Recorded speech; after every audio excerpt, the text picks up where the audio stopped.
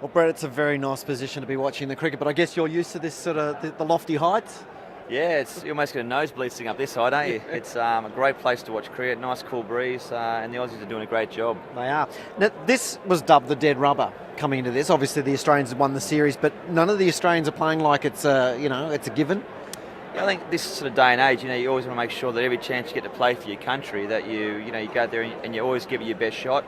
And most importantly, there's no such thing as a dead rubber anymore. We want to get back to, the guys want to get back to number one spot. With the chance to be on top of the world again. Well, the other thing is there's such a massive year of cricket this year. You want to get into the team. You want to cement your spot so that you're there for all of it.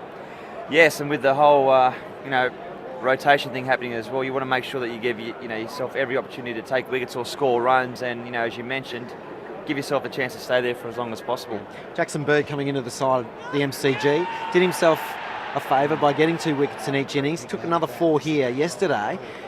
Being compared to Glenn McGrath, that's putting a lot of pressure on that young man, isn't it? I just thought about something funny that if he's, you've got a Bird compared to Glenn, which his nickname's the Pigeon. I guess he's from the same family, isn't he? There you go. Look, he on all seriousness, he's a very good bowler. He bowls stump to stump. That's what Glenn did for day in, day out, year in, year out. He just bowled a very good line length. He bowled at 135 k's an hour, but just would bowl that perfect line length and just be relentless, and you actually getting the batsman out because he just wear him down. Jackson Bird looks like doing the same thing. But the problem is, I think, for Jackson is that Glenn did it so well. He's just been inducted into the ICC Hall of Fame. So you've got the world's best fast bowler.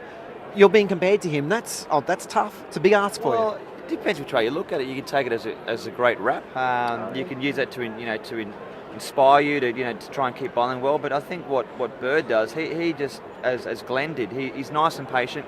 He's got good height.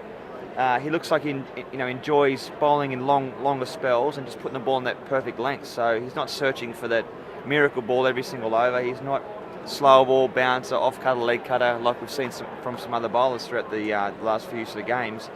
He just loves bowling that perfect channel. Yeah. Nathan Lyons, the other bowler, he copped a little bit in the papers. Murali had a few words to say about Nathan's bowling before this test.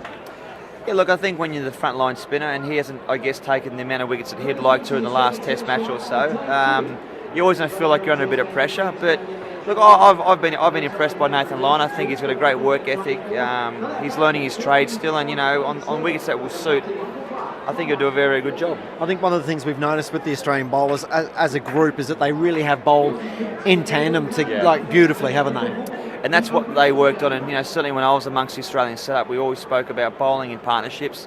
It's fine to have one guy bowling from one end well, and the other guy then leaking all the runs at the other end. So the way that we did it throughout the early 2000s with Glenn and with the great Shane Warne, they would build pressure from both ends. We've seen that in the last few matches, and they've actually done that, which is great for Australia. Yeah. Thanks so much for your time. Pleasure.